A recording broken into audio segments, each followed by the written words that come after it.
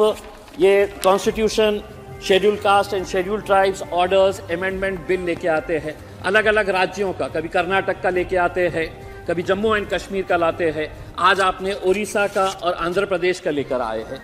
ये बहुत अहम मुद्दे हैं कि जहाँ पर आप कॉन्स्टिट्यूशन अमेंडमेंट अगर कर रहे हैं, किसी ट्राइब को इंक्लूड कर रहे हैं, तो आप एक कॉम्प्रिहेंसिव बिल लेके आइए पूरे देश भर का।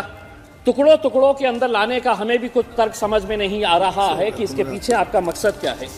एक बात मैं ये कहना चाहता हूं अध्यक्ष महोदय कि जब सरकार को किसी को कुछ देना नहीं होता है तो सबसे आसान तरीका ये होता है कि एक कमेटी बना लो।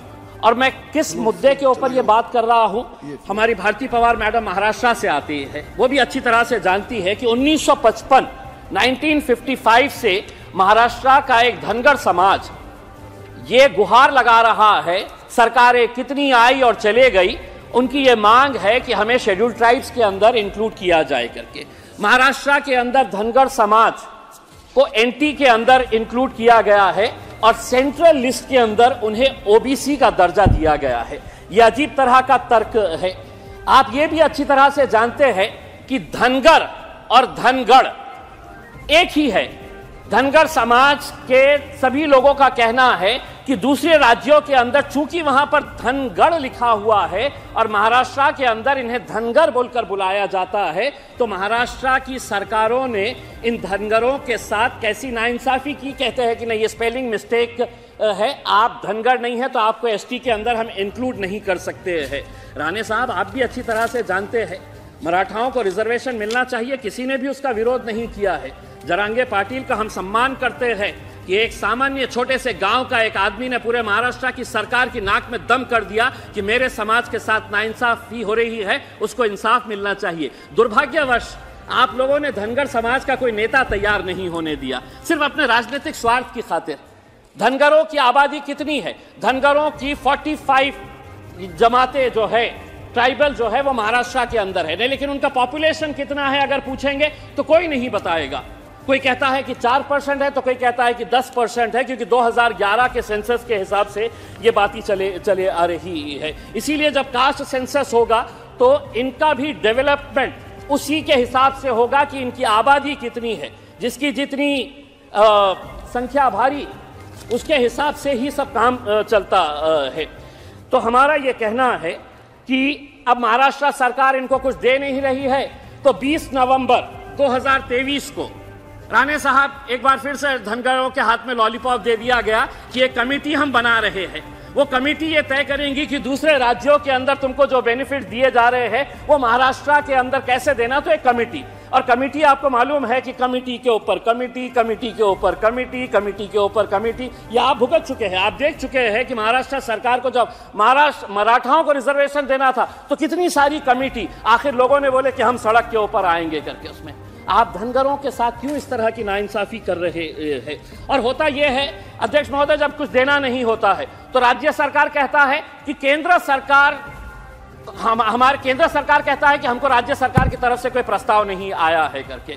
जबकि पृथ्वीराज चौहान, जब कांग्रेस के नेता और कांग्रेस के लीडर जब मांग ये करते हैं कि इनको देना चाहिए, तो उस वक्त उन्होंने झूठ कहा था कि हमने ऑलरेडी केंद्र सरकार को भेज दिए हैं, धनगरों को रिजर्वेशन मिलना चाहिए। सरासर पृथ्वीराज चौहान साहब जो उस वक्त के मुख्यमंत्री थे, उन्होंने झूठ बोला था, कोई प्रस्ताव नहीं भेजा गया था। अब तो आपकी ही सरकार है, महाराष्ट्र के अंदर भी आप बैठे हुए हैं, केंद्र के अंदर भी आप बैठे हुए हैं, तो ये एक दूसरे के ऊपर इल्जाम लगाने का कोई फर्क यही नहीं है। आपको अगर सही मानों में इंसाफ देना है तो आप दे सकते हैं, लेकिन आप इसी तरह का महाराष्ट्र के अंदर आपको मालूम है कि धनगर समाज, अगर हम 48 लोकसभा की सीटों की अगर हम बात करते हैं तो 4 लोकसभा की सीटों के अंदर तो सिवाय धनगर का कोई आना ही नहीं चाहिए।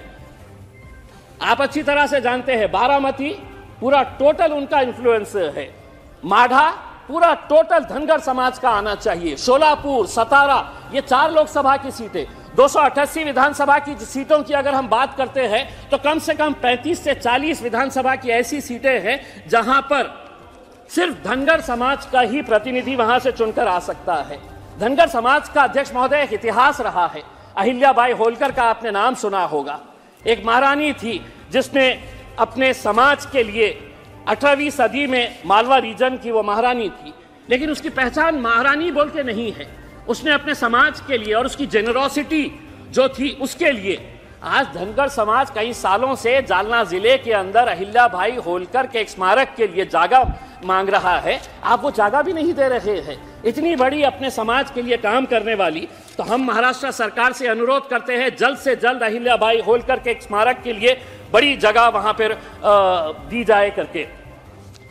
दूसरा ये है कि